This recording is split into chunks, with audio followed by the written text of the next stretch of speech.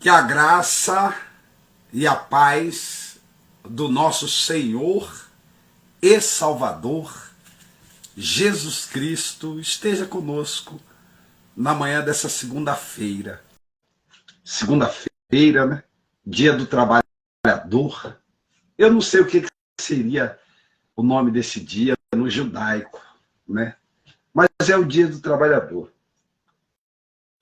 Supomos que nesse dia, nesta data, que são agora 9h44 da manhã, eu estou aberto aqui em Jeremias, capítulo 19.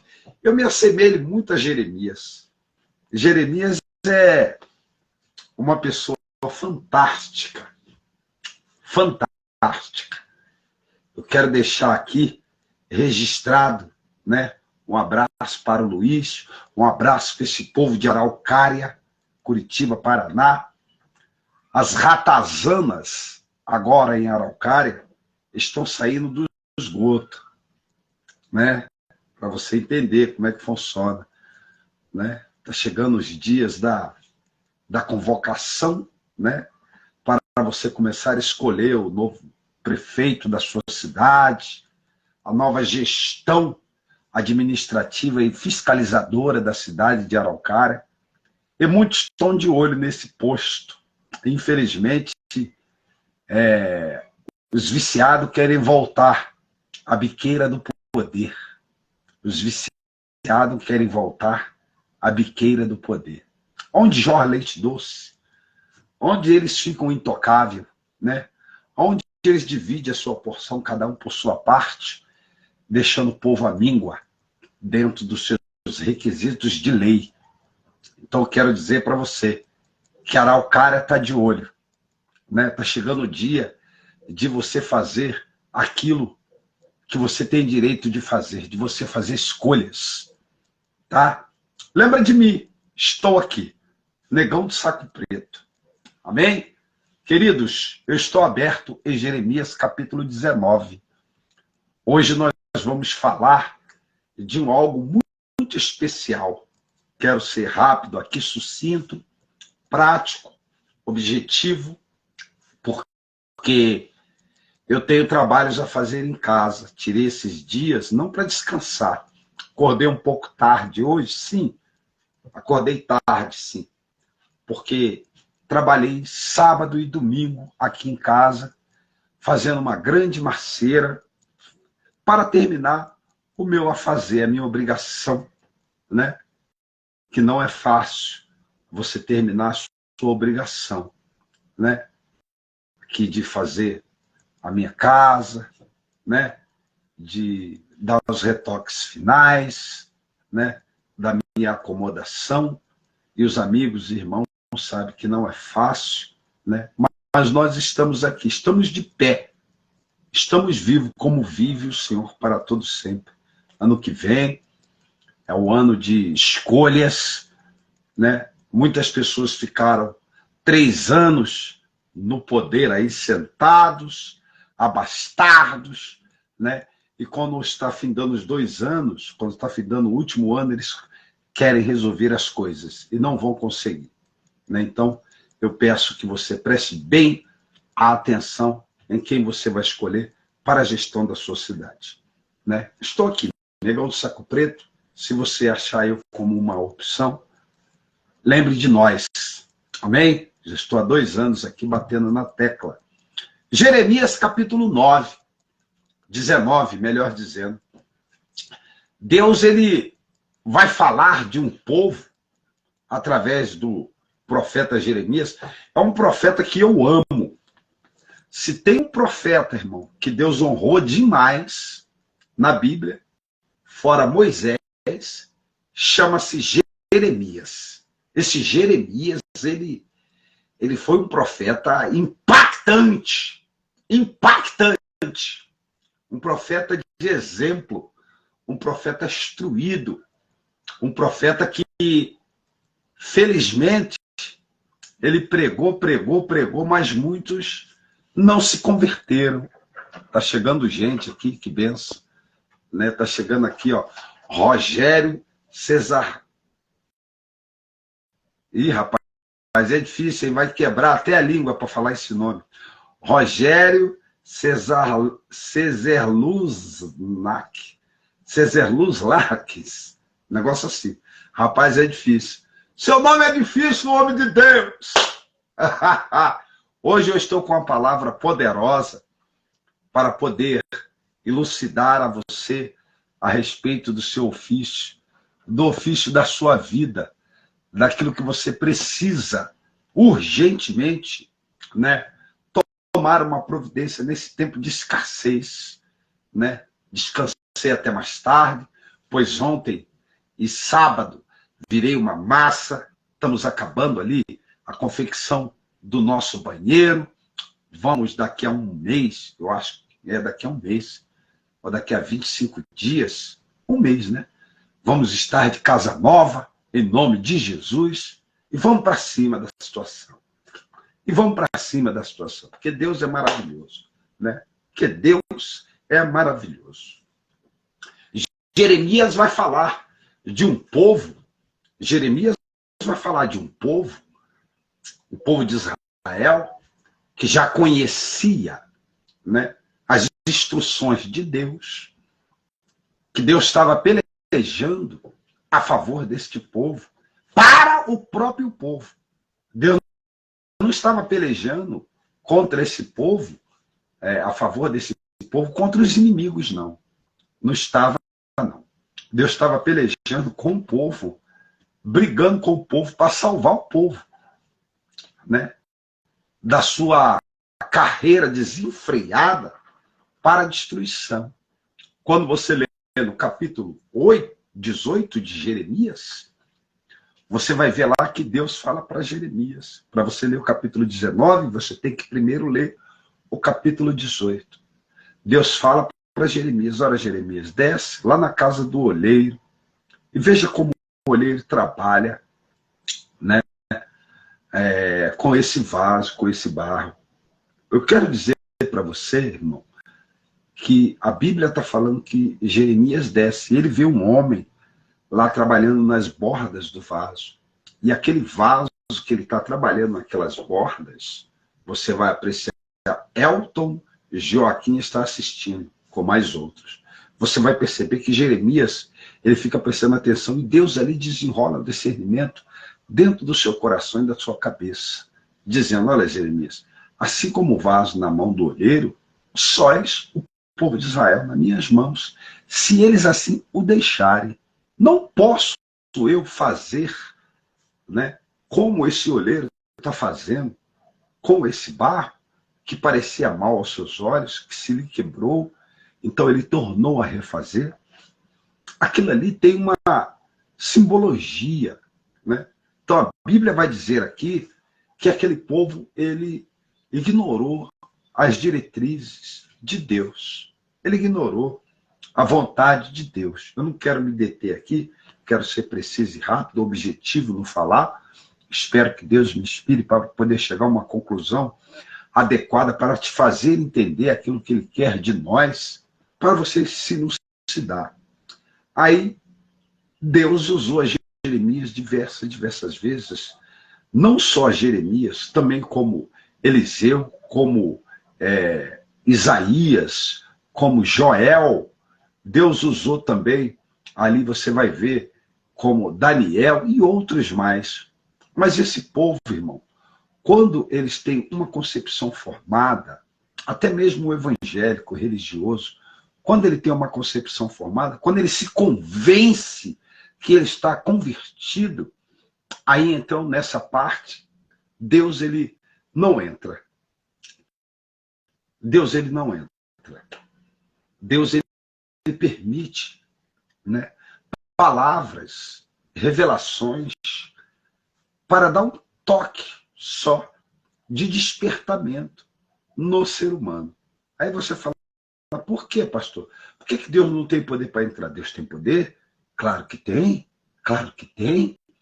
Mas por que ele não entra? Por causa do livre-arbítrio. Mais para frente eu vou te explicar. Aí está dizendo assim: olha, a botija quebrada é a ruína de Jerusalém. Jerusalém não é a cidade, não. A cidade ficou. A cidade não foi para o exílio babilônico. Você tem que entender isso. Quem faz a cidade, quem faz o ambiente, são pessoas que nela habitam. Não existe lugar ruim. Existem pessoas que habitam em lugar que torna aquele lugar pérfido, ruim. E que traumatiza a cabeça da gente. A ponto de a gente culpar o ambiente. E não é. Por isso que quando pregamos, dizemos para pessoas, olha, você pode ir para o Japão, você pode ir para Nova York, você pode ir para a Inglaterra, você pode ir para Paris, você pode ir para a Finlândia, onde você estiver. Mas se o seu comportamento, se a sua vida não mudar, aonde você ir, você vai levar desgraça com você. Você vai levar escassez, você vai levar decepção. E aqui vai provar isso. Aí Deus diz assim para Jeremias, olha, assim diz o Senhor, vai e compra uma botija de oleiro, e leva contigo aos anciões do povo e aos anciões dos sacerdotes. Primeiro ele fala, vai e compra para ti uma botija de oleiro, e leva para ti perante aos anciões do povo. Quem é os anciões do povo? São os maiorais, são as tribos de Judá, né? E a tribo de Levi, e aqueles que têm, né, a obrigação de levar o juízo, a justiça e a equidade às gentes, ao povo que vive sobre a sua administração. É a primeira coisa que Deus fala. Por quê? Porque a prevaricação, a destruição, né, o desdém, a violência, o descaso, o abandono, ele parte, tá, de quem está na frente. Se as atitudes de quem está na frente for enérgica, automaticamente isso vai expandir, vai criar um temor no coração das pessoas que são lideradas pelo aquele que está castigando o povo, ou presidindo o povo. Mas se as atitudes for de conivência e de covardia, né, vai gerar um sentimento de impunidade, como está no Brasil hoje. Então, vai gerar aquele sentimento assim, tudo podemos fazer. Podemos roubar aquele celular, podemos matar aquela mulher, que a cadeia é pequena, né? Era isso que estava acontecendo em Israel. Aí Deus falou assim, compra uma botija de oleiro e vai até os anciões dos povos, do povo. Você preste bem atenção no que ele diz, aos anciãos do povo e aos sacerdotes. Ancião do povo era a tribo de Judá. A tribo de Judá formava um clero, né, de ministros, de senadores, de deputados, já tinha na época, de prefeitos de província, e de presidentes de província, que era prefeito, vereadores. Hoje nós demos nome, mas a Bíblia fala a respeito disso. Quando Daniel vai para a Babilônia, você vai ver que na Babilônia já tinha presidente de província. Você vai ver que quando Mardoqueu estava dentro de Israel, né, ali entre o povo da Babilônia, entre o povo que estava sendo escravizado pelos adversários de Israel, a Bíblia vai dizer que né, Mardoqueu era uma das pessoas que fazia parte, né, do presidenciado da província, né? Era guarda, né? Tá entendendo? Era homem que ia e vinha perante o rei, né? Tanto é que ele salvou o rei de uma emboscada, né? E depois isso foi narrado através de Naamã, quando Deus roubou o sono, né, do rei Artaxerxes, né? Foi nessa época, né? Não sei se foi Artaxerxes, eu acho que foi. Então, você vai ver que eles já dividiam como Moisés fez, como Deus ordenou que Moisés fizesse, quando eles ainda não tinham terras.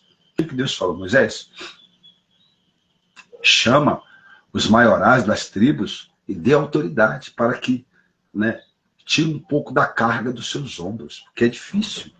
dominar pessoas. Quando trabalha com pessoas, pessoas te trazem perturbações. E a Bíblia diz lá em Provérbios, quem preside sobre alguém atrai para você mesmo perturbações.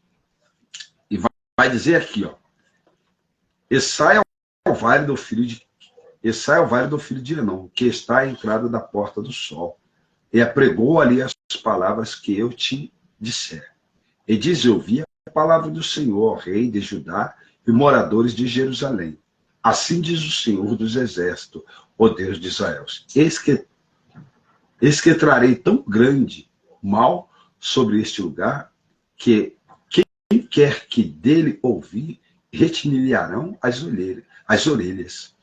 Quer dizer, ele diz, eis que trarei tão mal a este lugar, de quem desse lugar ouvir o mal que eu vou trazer, vai incomodar os seus ouvidos, vai retinilhar as orelhas. Quer dizer, vai haver uma perturbação de espírito pelo mal que eu vou trazer a vocês. Existia aqui, né, uma ameaça vindoura da parte de Deus por causa da prevaricação do sacerdote e por causa da prevaricação da tribo de Judá, que era a tribo que conduzia ao povo e que tinha, né, por obrigação de manter o juízo, a justiça e a equidade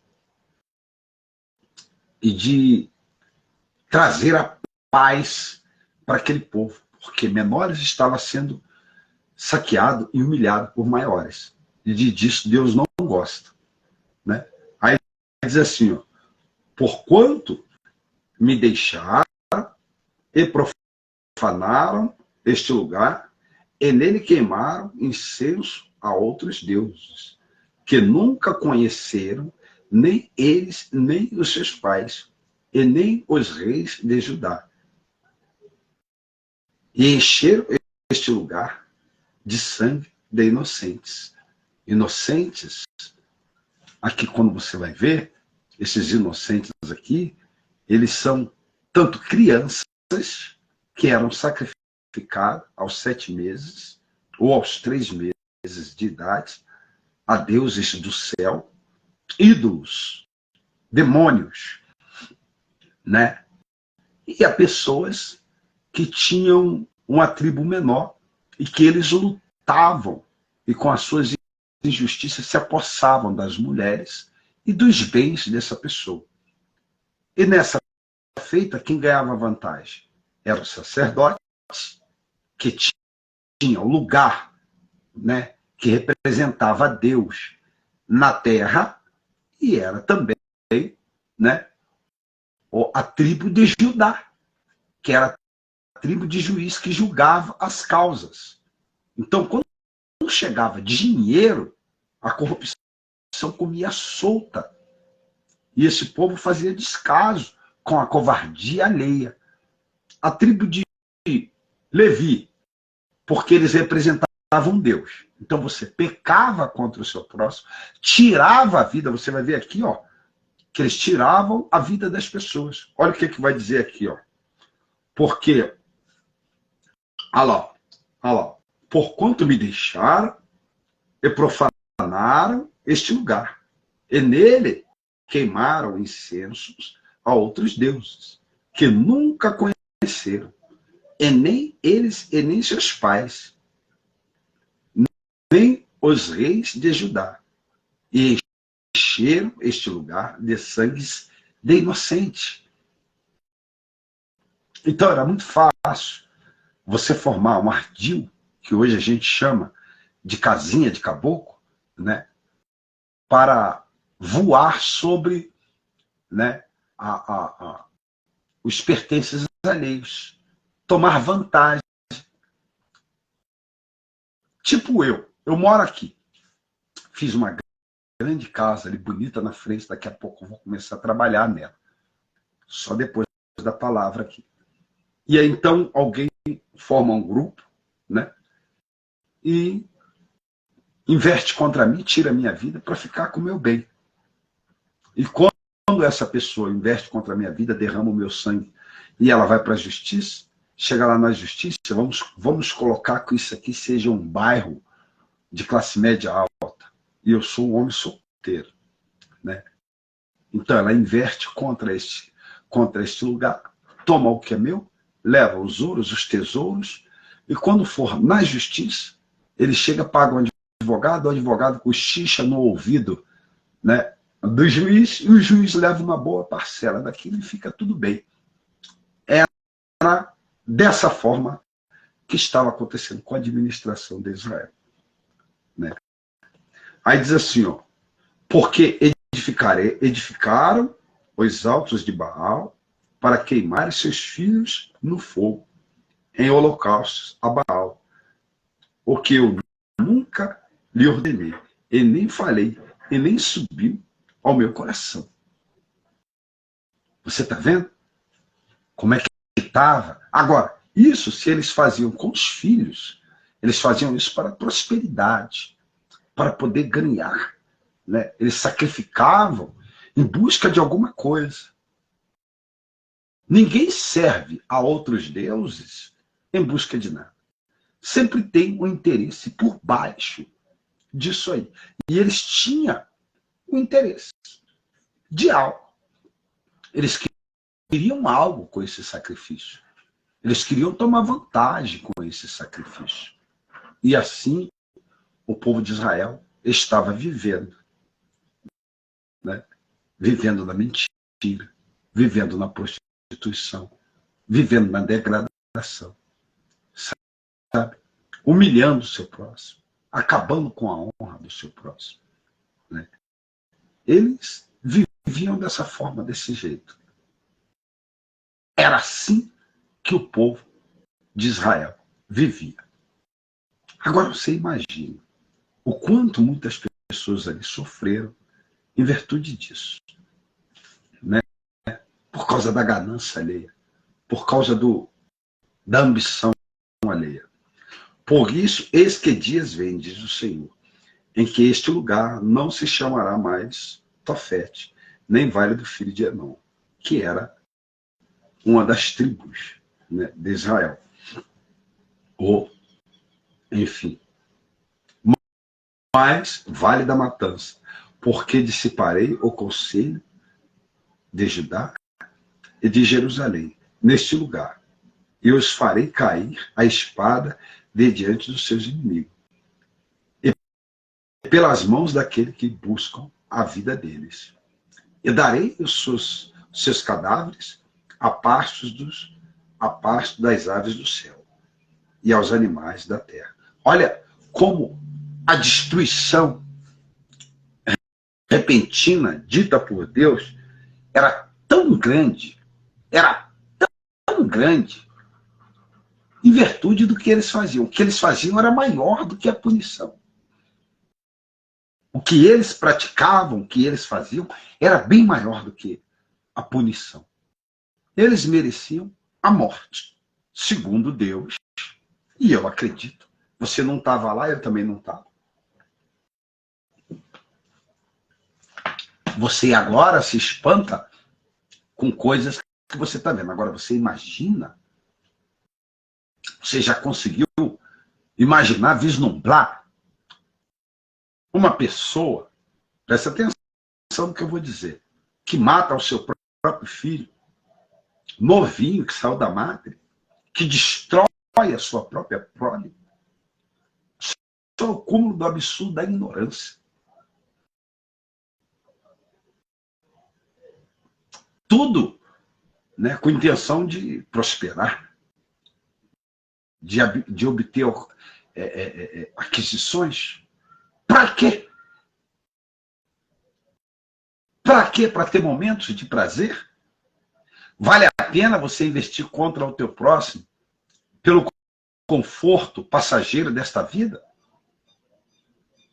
A priori, preste bem atenção no que eu vou dizer. Os bens que eles adquiriram não estão aí? Não se perderam com o tempo?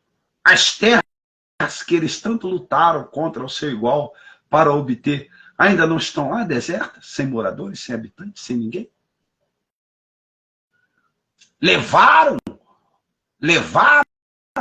para a eternidade aquilo pela qual eles tanto lutavam? Levaram? Não. Nem seus restos mortais existem mais hoje. Você está vendo como é que a gente luta por coisas que não são de nenhum prestígio, não são de nenhum valor? Estão tudo lá. O túmulo de Tutancâmon está lá. O túmulo de Ramsés I, Ramsés II, agora foi transferido lá para Londres. Está lá. Qual é a honra que eles sentem com isso? Se não podem gozar a honra, se a Bíblia diz, aquele que desce a cova não louva ao Senhor. Estão todos aí. Acabaram. O tempo é senhor de todas as coisas. E mostra que a nossa carreira desenfreada e a qual nós colocamos o nosso próximo em dificuldades por causa das nossas ambições e em perigo e em risco de vida, não vai durar muito tempo com a gente, porque nós somos mais perecíveis e perecemos mais rápido no corpo dessa morte do que os bens adquiridos. Nós se vamos e as coisas aí se ficam. E nem saberá se será sábio ou não aquele que vai se assenhorar daquilo que nós conquistamos. Lutaram tanto para a aquisição, tiraram vidas. Partiram. O que fica é o legado de covardia, de arrogância, de ambição, de ignorância. É o que eles deixaram. Essa é a marca deles. Exemplos a não ser seguidos.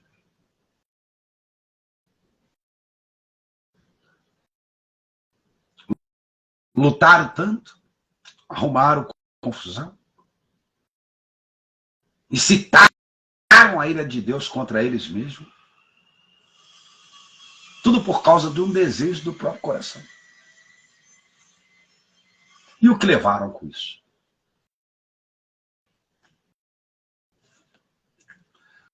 Por esta cidade em espanto, por assobio, por todo aquele que passar por ela, se espantar-se-ão e assobiará,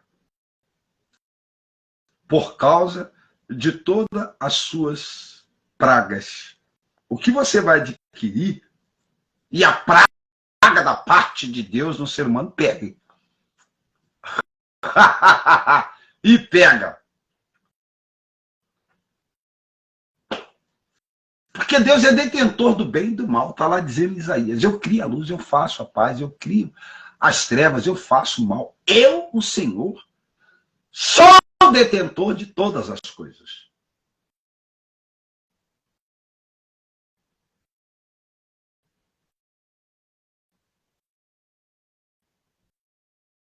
É viver na aquisição daquilo que Deus colocou ao seu alcance. É agradecer, é dar graça, é falar muito obrigado, Senhor, por esse pouquinho. Meu saco é pouquinho, meu dinheiro é pouquinho. Mas eu vivo tão feliz, eu vivo tão satisfeito,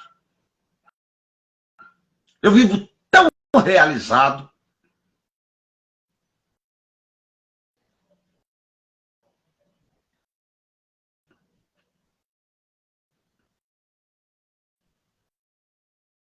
Porque é meu.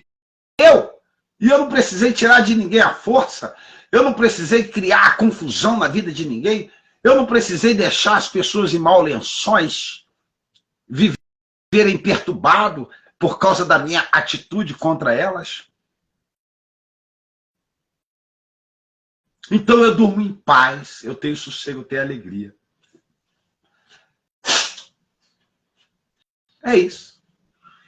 Eu tenho paz, então eu posso dormir em paz.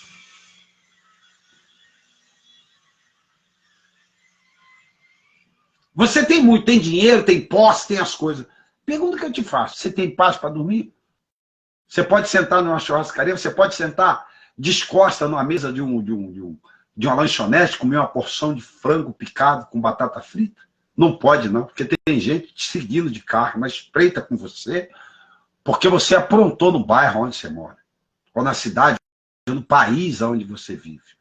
E o mal migrou atrás de você.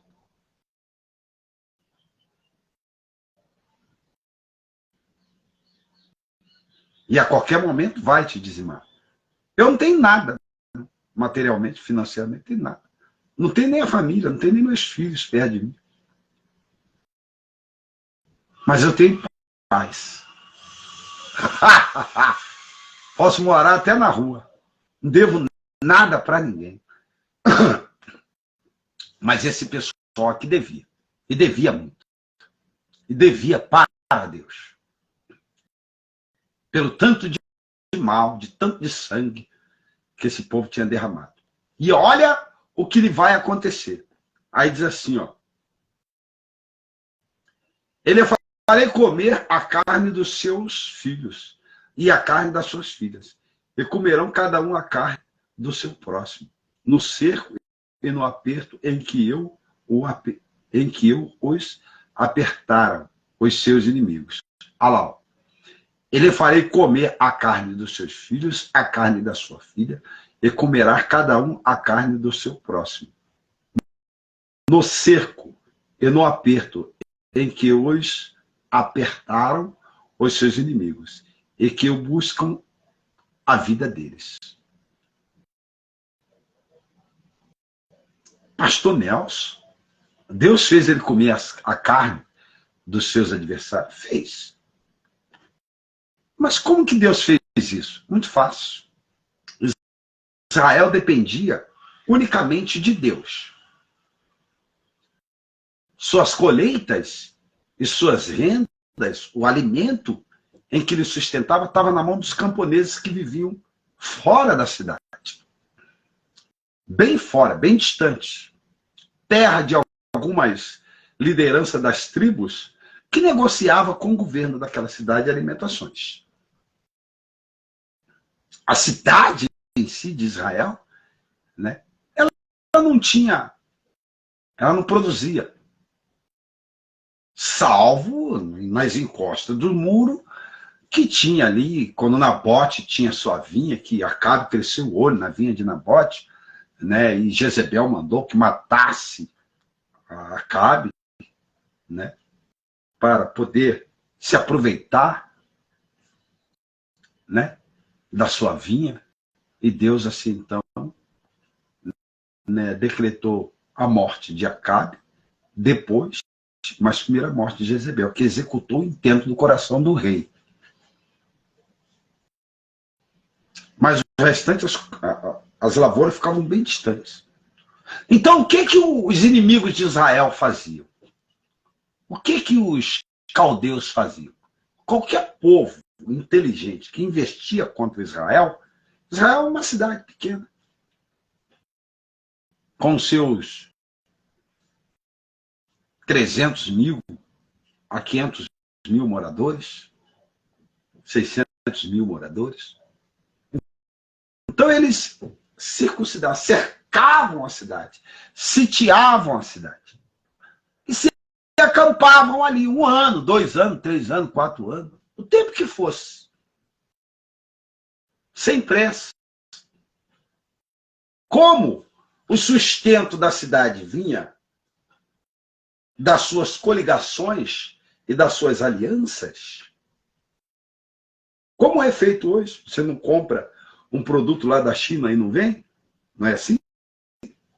Como o sustento de Israel vinha das suas alianças, com preço bem mais barato, aqueles inimigos que estavam sitiando a cidade saqueavam os bens. Então impedia o sustento de pão para a cidade de Israel. E eles ficavam ali até que o povo de Israel se enfraquecesse. E nessa coisa, Israel matava cavalo, comiam cachorro, comiam burros, eles iam comendo tudo que havia dentro da cidade. A Bíblia vai falar, né, lá em 2 Reis, quando Eliseu estava dentro de Samaria, que os mais nobres, presta atenção, comiam cocô de pombo e o rei comia a cabeça do jumento. Você vê o estado de calamidade que muitas das vezes aquela nação entrava. Pegou a visão? Essa era a pegada da visão. Você entendeu? Os mais nobres. Então, quando acabava todo o sustento de pão, cachorro nem comia assado lá, rapaz. Como caça. Quando não tinha mais animal, dentro eles começavam a matar uns aos outros e comerem a carne dos seus semelhantes. É isso que a Bíblia está dizendo. Você precisa estudar a palavra.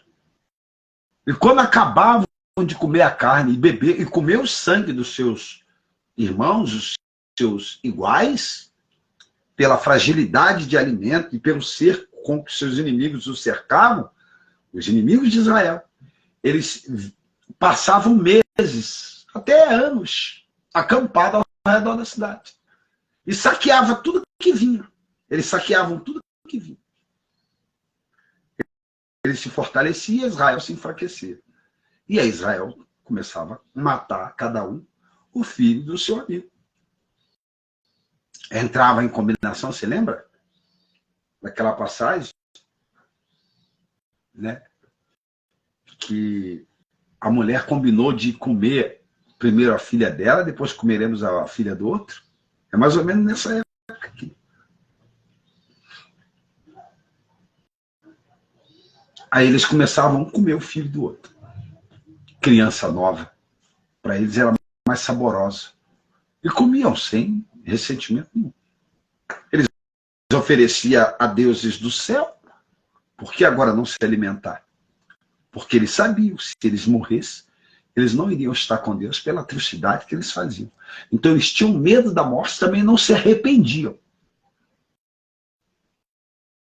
Você vê como é que o ser humano, ele é difícil de lidar. Só quem sabe lidar com o ser humano é Deus. E aí Deus disse aqui, ó. Olha lá. Então quebrarás a botija à vista de todos os homens de Israel. Olha lá. Então quebrará a botija à vista de todo homem que forem contigo. E dir-lhe-ás, assim diz o Senhor dos exércitos, o Deus, olha lá, assim diz o Senhor dos exércitos.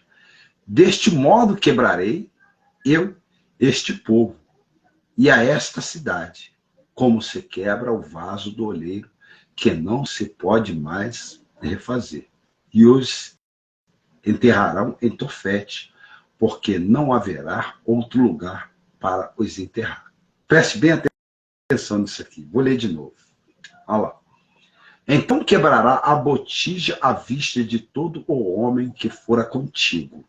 E dir-lhe-ás, assim diz o Senhor dos exércitos. Deste modo quebrareis eu este povo e a esta cidade, como se quebra o vaso do oleiro, que não se pode mais refazer. E os enterrarão em Tofete, porque não haverá outro lugar para enterrar. Por que Deus fez isso? Porque, olha bem, enquanto você está fresco na mão de Deus, flexível, contrário da visão que Jeremias tinha tido, contrário da visão que Jeremias tinha tido, no capítulo 18 desse mesmo livro. Ali o povo estava maleável, ali Deus podia manusear o povo. Quando você pode ser manuseado, ser maltado, ser lapidado, ser quebrado de novo, enquanto você está fresco e sendo refeito na mão do Criador. Presta atenção bem no que eu vou dizer aqui. Você só terá valor diante de Deus enquanto Deus puder lhe tocar, enquanto você estiver maleável, enquanto você estiver no ponto, enquanto você estiver macio.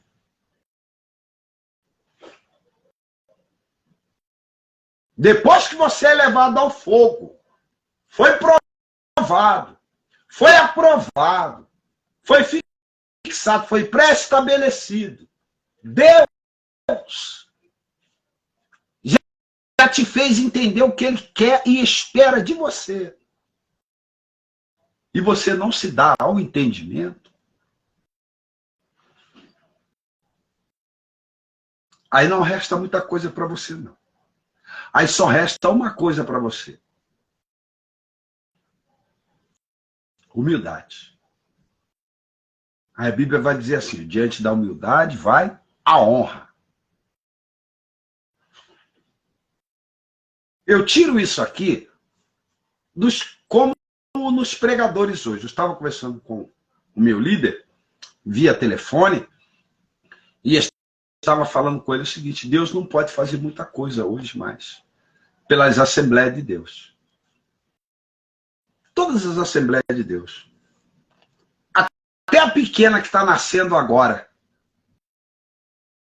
já nasce com a índole do mal. Então Deus não pode fazer muita coisa. Porque quando você tem uma concepção formada, como mudar isso?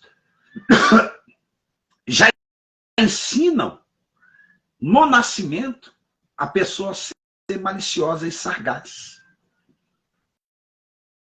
Eu sou da Assembleia de Deus. Eu estava dando essa semana agora, se você for ver aí no meu story, depois dessa mensagem, aqui você vê no story, tem uma lá que eu estou com camisa branca. Eu estava falando de que Deus vai levantar outros líderes entre nós. Ou pode estar no meio de nós que não concorda com muita coisa que está acontecendo hoje. E é o que estava acontecendo na época de Jeremias. Deus não concordava e colocou a indignação no coração de Jeremias. Por que Deus vai quebrar esse povo? Porque esse povo já sabia o que Deus queria e não se curvava diante de Deus. Eu estava vendo um tal de Eliseu, juntamente com outro rapaz que parece... Ele tem uma aparência comigo, mas não sou eu, não. No outro canal, ele estava aparecendo um vídeo que o camarada falava assim para ele. Os dois são pastores, são novos, hein? Os dois são da Assembleia de Deus. Eles são novos. E alguém perguntava a ele assim, por que você cobra para fazer a obra de Deus se Jesus disse, de graça recebeste, de graça você vos dá. Então por que você cobra? Aí ele virou e disse assim, eu quero ser sincero, com a falsa modéstia, com a hipocrisia, com a malandragem do inferno. É um homem que você não pode depender dele. Esse pastor que falou isso aí, esses dois. Pena que agora, né, eles têm igreja, eles são estrelas da sua igreja. Eles são estrelas das suas... O outro aí, que prega, que agride a Jeju todinha, agride outras pessoas. Eu nunca vi aquele cara pregar e converter uma alma. Tal de Eliseu, não sei o quê. Nunca vi ele ganhar ninguém. Pelo menos nos conclaves dele, ele fala para cristão. Ele tenta converter o cristão à concepção e entendimento dele. Da boca desses tais não se sai palavra de equidade e de justiça. Não se sai. Se sai palavras de efeito e de malícia para subterfúgio dentro da casa de Deus para aproveitamento. Aí o cara perguntou a ele assim, a Bíblia não diz que de graça receber, de graça dai? Está lá no capítulo 10 de Mateus, uma ordenança de Jesus. Sabe o que ele falou? Ele falou o seguinte, ó, aqueles que estavam do lado de Jesus, presta atenção no que ele falou, aqueles que estavam do lado de Jesus que receberam de graça, eles podiam dar aquilo que Jesus deu para ele de graça. Eu não recebi nada de graça, não. Ah, você não recebeu, não? A salvação não foi para você de graça?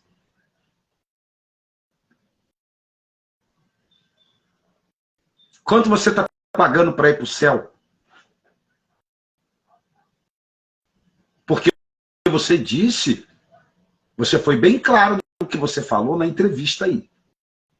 É um escurinho e aquele que está pregando aí em tudo quanto é lugar, tal de Eliseu, não sei o quê. Você disse que a salvação para você não foi de graça, não. A salvação para mim foi de graça. Eu fui comprado e foi me dado para mim a abertura gratuita. E eu quero desafiar você. Eu quero desafiar você. Seu pregador de meia tigela, mercenário, mentiroso. Porque você é. Você sabe bem com quem eu estou falando. Eu estava vendo o vídeo dele, mandei até para o meu pastor. Um cara desse eu não quero nem em cima do altar. Passa de largo diante do templo onde eu estiver. Porque se eu encontrar, eu meto-lhe a madeira nele no sentido da palavra. Que é mentiroso. Todo homem. Eu vou dizer para você. Eu não vou botar todo homem. 95% dos pregadores, 95% dos pregadores ganharam uma Bíblia.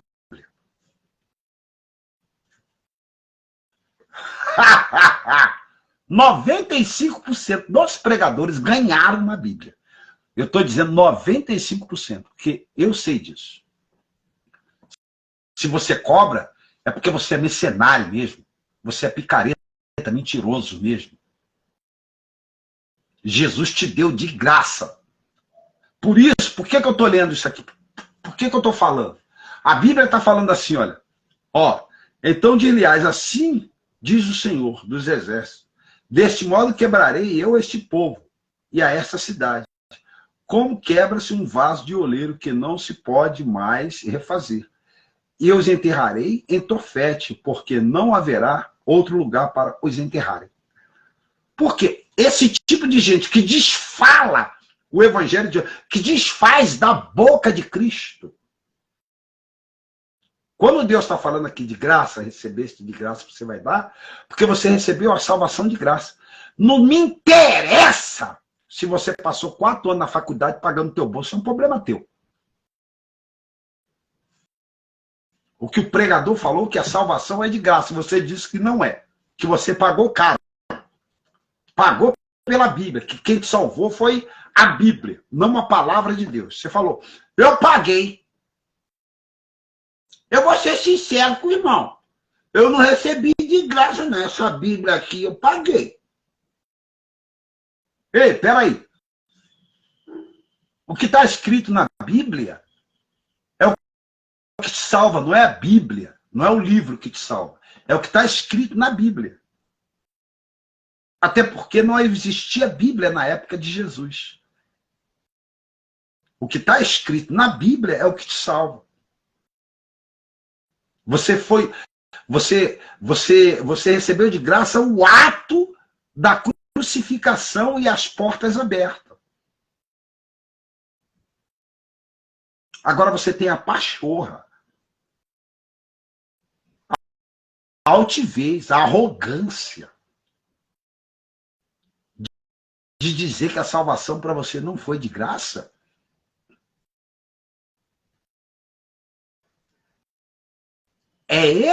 Essa é a academia das Assembleias de Deus.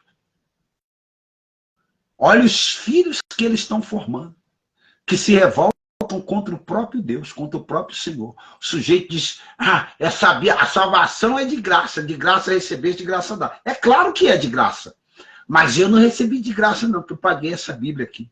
E daí? De graça chegou até você.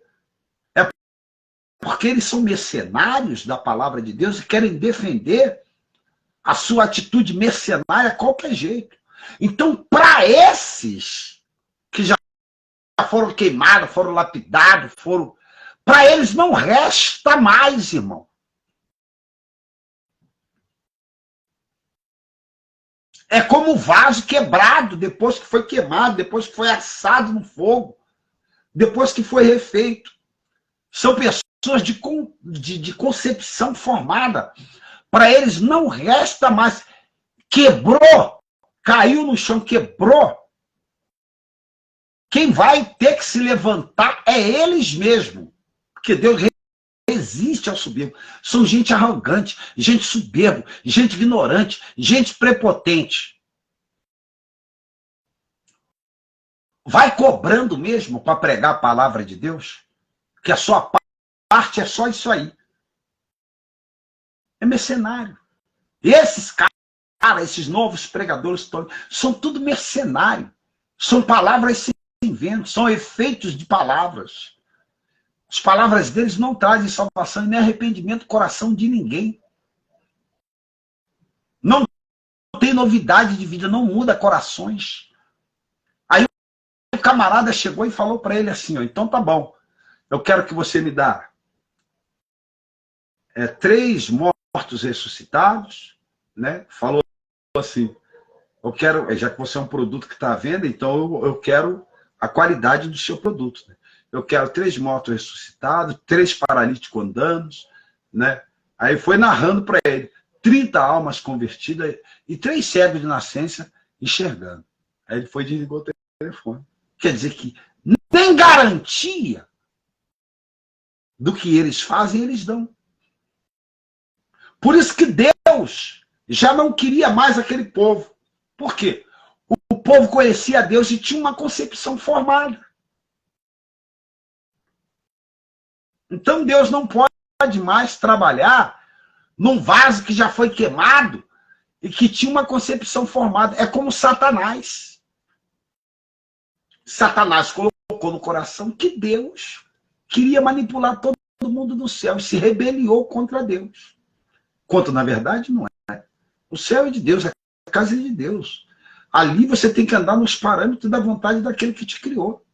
E com isso ele conquistou ter essa parte do céu e desceu com ele. Então, para esse tipo de gente, irmão, dentro da igreja, que chegou a esse nível de convencimento a ponto de dizer que o evangelho não veio para ele de graça. Jesus pagou um preço para que você de graça entrasse no céu. Você não pagou nada por isso.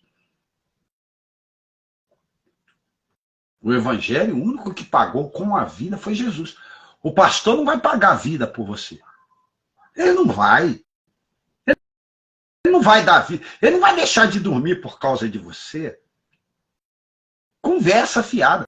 Esses pregadores aí que pregam, colocam a palavra deles. Não, aqui a palavra que eu estou falando é... Eu garanto isso aqui. Garante nada. Vai na casa deles, pede uma ajuda. Vocês vão ver que ele nega tudo que ele pregou. É muito simples conhecer a pessoa. O seu pastor não vai dar vida por você. Não vai dar.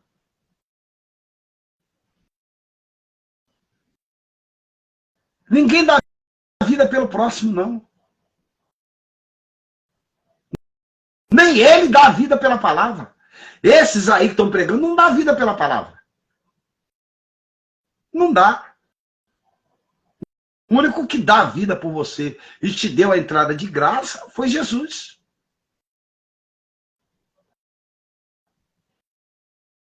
Eles dão a vida para arrancar o que você tem. Eles se dedicam ao livro, à teologia, às escrituras para arrancar o que você tem. Era o que o povo fazia já, os sacerdotes já faziam isso.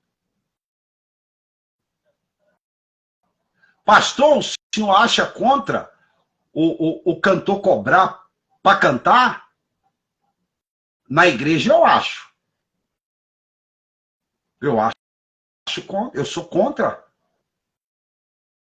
O cantor entrar dentro do templo, tanto quanto o pastor entrar dentro do templo e cobrar para pregar esses pregadores mentirosos, itinerantes aí, ladrão, roubadores, mercenários. Eu sou contra. Palavra não se cobra em lugar nenhum. Se está cobrando, já está em desobediência, porque está transgredindo contra a palavra de Deus. Pela própria boca de Jesus. Olha o cúmulo do absurdo da ignorância que os caras chegaram. Estão usando a palavra e ganhando dinheiro na palavra. Eu sou a favor do cantor cobrar? Eu sou. Desde quando ele mostra o valor dele. Eu sou a favor do cantor cobrar. Como? Ele chega lá fora, ele vai na igreja cantar. Cantar ele não pode, ele vai adorar a Deus, então ali ele está cultuando, ele tem que ter respeito pelaquele lugar. Já não há mais respeito.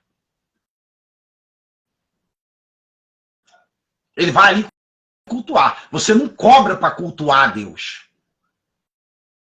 Quem tem que cobrar o seu culto, vivo, adorável, sacrifício vivo e santo, é Deus. Ele tem que cobrar isso de você. E ele não cobra. Eu sou a favor do cantor assim. O cantor é honrado, o cantor é respeitado, ele é respeitável. Então tá beleza.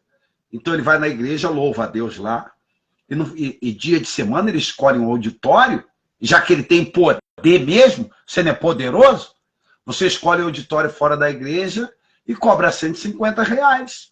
Entra na mídia, faz sua publicidade, mete cartazes nos postes, coloca em tudo quanto é lugar e vai lá e adora. Eu faria isso. Aí, isso eu sou a favor. Lá vai quem gosta de você. Lá vai quem nutre por você uma admiração. Lá vai quem entende que você é um cara bom naquilo que faz. Lá vai quem entende. Lá irá te contemplar quem que te honra, que te respeita mesmo. Então vamos ver se você é respeitável. Não vai pegando a carona na aba do culto de Deus para poder ganhar vantagem. Isso você está pegando a glória de Deus, está pegando a honra de Deus. Porque dias de reunião é dias de reunião de adoração a Deus. Por isso que eu não cobraria para cantar na igreja.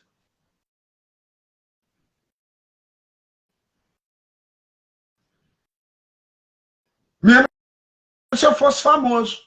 Mesmo se eu fosse famoso. Eu não cobraria. Ao contrário. Eu adoraria Deus. Deus faria minha propaganda ali. Olha como esse homem é bom. Olha como esse homem é humilde. Olha como esse homem é submisso. Olha como ele é respeitável. Ué, vocês se acham tão poderosos, não é? Cantores evangélicos, mentirosos, usurpadores da glória de Deus. Para adorar a Deus agora tem que te dar 30 mil, tem que botar você num avião bom, no hotel bom, regado a frutas, para você adorar a Deus. Porque a tua presença lá é mais...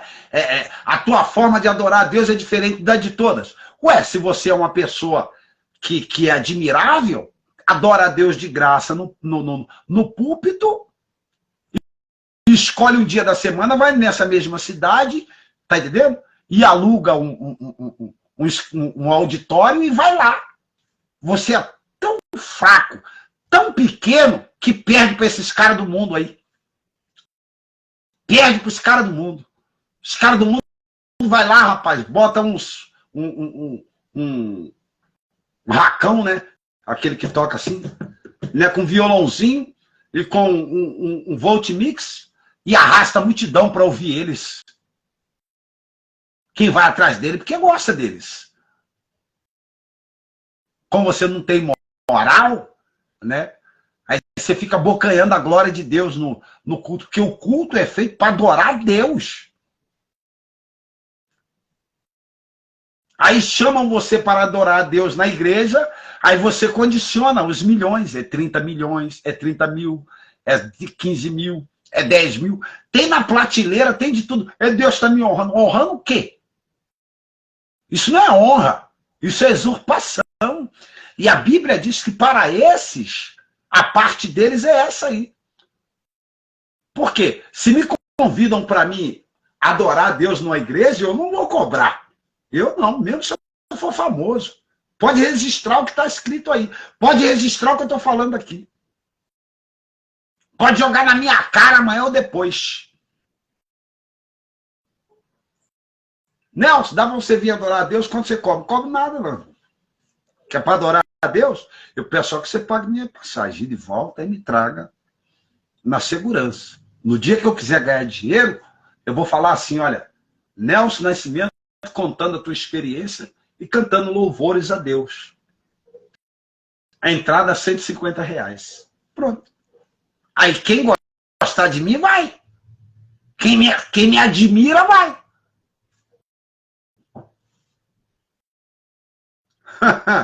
É. Quem me admira, vai. Conversa fiada. Conversa fiada. Tá de carona na glória de Deus e cobrando para adorar a Deus. Quanto Deus só cobra da gente fidelidade. Então, a esses não tem como Deus mais trabalhar. Eu estava vendo um camarada aqui no Teatro Positivo. É aquele Oswaldo Montenegro, né? Com violãozinho. Canta nada. Mas é um excelente compositor. Um excelente compositor. Cantar ele não canta. Arrastou a multidão lá. Ó. Pagou milhões. Pagaram milhões para ele lá. Uma cadeirinha lá na frente é R$ 800, 700, 600, 800. E você que diz que tem Deus, tem medo de colocar um show seu? Coloca teu show. Eu não sou contra, não. Eu sou contra fazer o que você está fazendo na igreja. Cobrar para ir. Eu vim aqui para adorar a Deus, que Deus está me honrando. Mentira tua. Deus está te honrando mesmo? Então bota na praça lá. Chega lá, aluga aqui o Teatro Positivo, aluga o lugar e vai lá adorar a Deus. Fala assim, ó. Eu estou indo lá contar as minhas experiências. Quem gosta de mim, vem atrás de mim. É assim que o pessoal do mundo faz. Você tem medo de ficar sozinho lá, né? Hein? Porque atrás de Deus todo mundo vai e você pega a caroninha, né? Por que você não faz seu showzinho? O Álvaro Tito fazia. O povo ia. Eu nunca fui porque eu não tinha dinheiro para ir. Você não faz não, né? Pegar carona, porque Deus arrasta a multidão, né? Você quer pegar, né? Tocar na glória, né? E levar um pouquinho de dinheiro consigo, né? Você não é poderoso? Ei, você não é poderoso? Eu não acredito nesses caras que arrastam a multidão. Arrasta nada. Quem arrasta é Deus. Eles vão só no rastro. Hein? Oswaldo Montenegro só com violãozinho e voz, ó. Arrastou o pessoal lá. Ó. Aquela menina lá, a Maria Rita, ela veio aqui com um grupinho pequeno, reduzido, no Teatro Positivo, ó. Saiu com o bolso cheio de dinheiro. Eles arrastam, você não arrasta, não. Você não arrasta. Você vai arrastando a glória de Deus e cobrando para cultuar a Deus. E se amanhã depois eu for famoso, eu vou alugar aqui, na frente aqui da câmera, aqui, um ginásio, um local aí para 150 pessoas, 200, e fazer o meu show. A casa de Deus eu vou para adorar. Conversa fiada.